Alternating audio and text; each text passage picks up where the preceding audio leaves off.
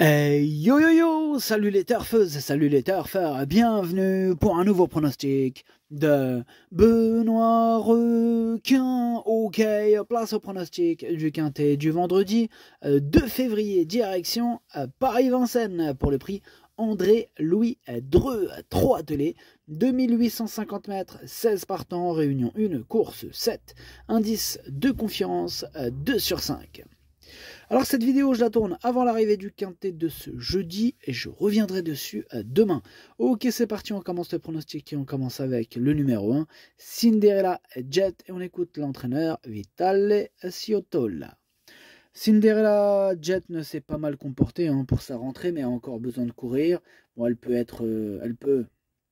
peut-être terminer dans les 5 premières, car ce n'est pas un grand lot, mais les 2850 mètres de la grande piste sont un peu longs pour elle. Il lui faudra donc un parcours à l'économie. En outre, sachez qu'elle a beaucoup de caractère. Ouais, c'est un peu tout ou rien avec ce numéro. Bon, moi je l'ai gardé en toute fin de combinaison. On se couvre un petit peu.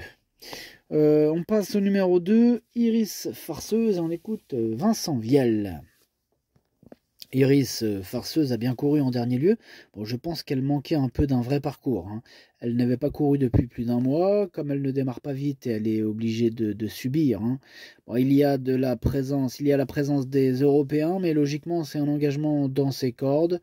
Si elle a un parcours correct, elle a sa place à l'arrivée. Là, déjà, ce numéro 2, il me plaît un peu plus. Je l'ai gardé, je l'ai mis 5e et j'y crois. On passe au numéro 3, Istania de Viette, et on écoute mademoiselle Marie Norberg.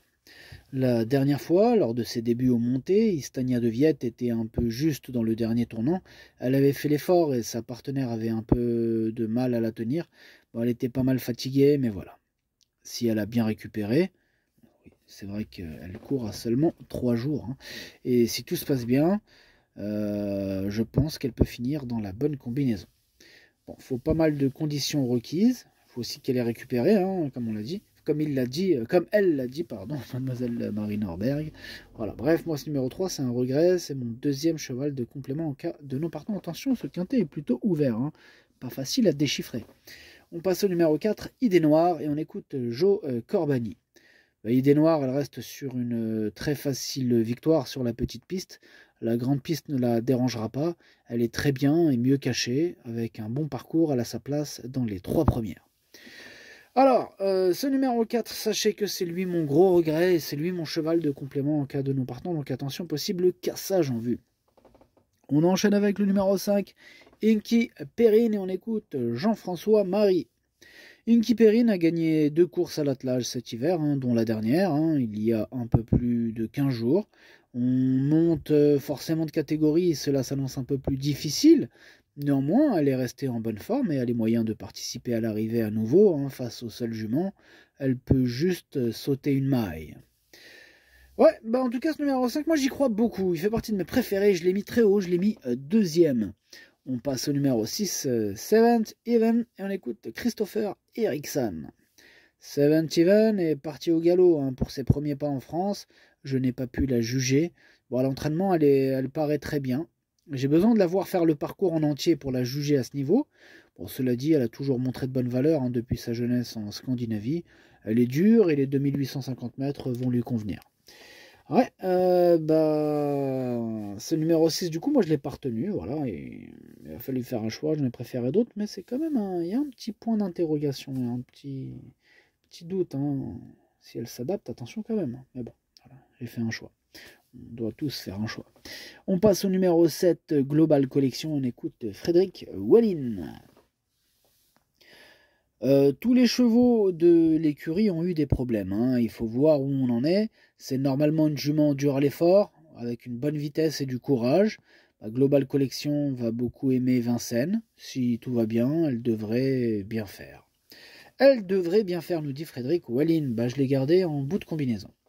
On passe au numéro 8, Icône, et on écoute Pierre Lévesque. Eh bien, Icône est une jument très ambleuse. On n'a pas trouvé son équilibre parfait en la plaquant ou la déférant. Dernièrement, elle aurait pu s'imposer, mais elle était trop légère. Elle vaut un lot comme celui-ci. Je lui laisse du confort aux antérieurs cette fois. Bon, bah, elle est très bien physiquement. On tourne autour du pot. Hein. Ouais, comme on dit, on tourne autour du pot. Bon, en tout cas, moi, ce numéro 8, j'ai arrêté de tourner autour du pot avec et j'ai choisi de ne pas la retenir. J'en ai préféré d'autres. Mais attention, hein, il est quand même en plein milieu de ma petite liste des possibles troubles faits.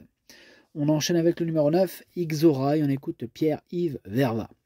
Ixora m'a pleinement satisfait hein, lors de sa victoire à Mokanchi mi-janvier.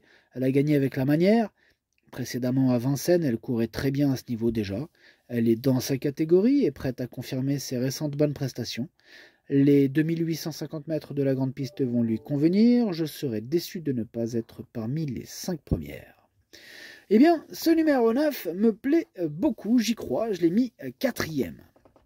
On passe au numéro 10, Isis d'Airfray, et on écoute David Thomas.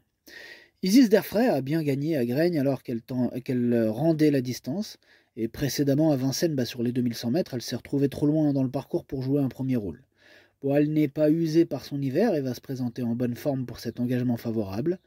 Les 2850 mètres vont très bien lui convenir. Elle peut jouer un premier rôle avec un déroulement favorable. Bah pareil, ce numéro 10, lui aussi me plaît bien. Je l'ai gardé, mais plutôt en... Bah, je l'ai mis 6e, hein, pour être exact. On passe au numéro 11, c'est Isabelle Story, on écoute Romain Derieux. Bah, il faut effacer sa prestation du 20 janvier. Hein. Isabelle Story, elle était fatiguée pour finir. Hein. Ouais. Bon, je lui ai demandé trop d'efforts en début de parcours et elle a logiquement demandé à souffler et elle a fini par s'enlever. Elle a travaillé dans le calme depuis à l'entraînement. Bon, c'est pas une jument à mettre sous pression. Hein. Elle peut rivaliser à ce niveau, mais il faut courir battu en fait. Il faut courir battu. Bah voilà, hein, c'est ce qu'il faut lui faire du coup. Hein, on va voir. Hein. Moi, je la rachète. Je l'ai mis assez haut. Même, je l'ai mis vraiment haut. Je l'ai mis 3e. On passe au numéro 12, XL Bleu, et on écoute Antoine Triolet. Son retour à un bon niveau n'est pas une surprise. Hein. L'hiver dernier, cela s'était mal enchaîné. Ensuite, elle a peu couru cet été en prévision du meeting. XL Bleu vient de très bien faire en faisant essentiellement la ligne droite. Bon, elle sait aller vite sur un bout, il faut la courir battue. En faisant de même, elle dispose encore d'une belle chance de disputer l'arrivée.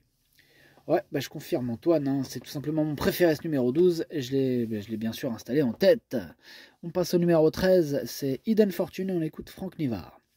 La dernière fois, trop offensive, hein, Eden Fortune n'a pas fini. Bon, en effet, il faut la protéger dans le parcours. Elle est bien et fait ses courses d'habitude. Il faut voir avec le bon parcours, ne pas faire d'efforts. Si cela se passe bien, elle devrait être à l'arrivée. Ok, merci Franck. Ce numéro 13, par contre, lui, je ne l'ai pas retenu, mais il est à l'arrière de ma petite liste des possibles troubles faits. On enchaîne avec le numéro 14, Image d'Atalante, et on écoute David Charbonnel. Image d'Atalante n'est pas très sage en ce moment, c'est dommage, hein, car elle est vraiment bien. On va essayer de remédier à cela. On enlève le quart d'œillère, on lui remet une bride avec les œillères descendantes et un artifice hein, qu'elle a eu quand elle a gagné. Voilà, sa ferrure du jour lui convient bien, cela sera une question de sagesse. Si elle reste au trot, je pense qu'elle peut être à l'arrivée. Ouais, moi je pense pas, hein, étant donné que je ne l'ai pas retenue. On passe au numéro 15, Ivana Derac, et on écoute Alexandre Buisson. Ivana Derac a 2 courses très propres dans les jambes avant cet objectif. Elle a bien couru à Mokanchi et à Nantes. Ses oreilles n'ont pas été débouchées. Elle paraît très bien à la maison depuis, hein, prête à faire de son mieux. Maintenant, elle ne dispose pas de marge de manœuvre à ce niveau. Hein. Il faut que tout se passe bien et avoir un parcours fluide. J'envisage une place dans les 5. Une place dans les 5 pour Alexandre Buisson. Moi, ce numéro 15, comment dirais-je, je ne l'ai pas retenu, mais c'est lui le chef et le capitaine hein, de ma petite liste des possibles casseurs de tickets repères. Attention. Et on termine avec le numéro 16, Mujeres, et on écoute Jérémy Gaston Van Eekhout. On a fait l'impasse hein, sur les verts, et Isla Mujeres, hein, elle a des courses à venir. Voilà, elle court ferrée, sans artifice, elle va partir dans les dernières et finira dans les dernières. Bon, au moins c'est clair avec ce commentaire hein, de Jérémy Gaston Van Eekhout. Il dit qu'elle va partir dans les dernières et elle va finir dans les dernières. Ça ne peut pas être plus clair. Bref, ce numéro 16, je l'ai écarté. Le pronostic, ça donne 12, 5, 11, 9, 2, 10, 7, As. Merci d'avoir suivi cette vidéo. N'hésitez pas à mettre un pouce bleu si la vidéo vous a plu. Pour accéder à tous mes tickets pour la course du Quintet, rendez-vous directement en description de la vidéo. À jouer avec modération, bonne chance, chopez-le moi, ciao.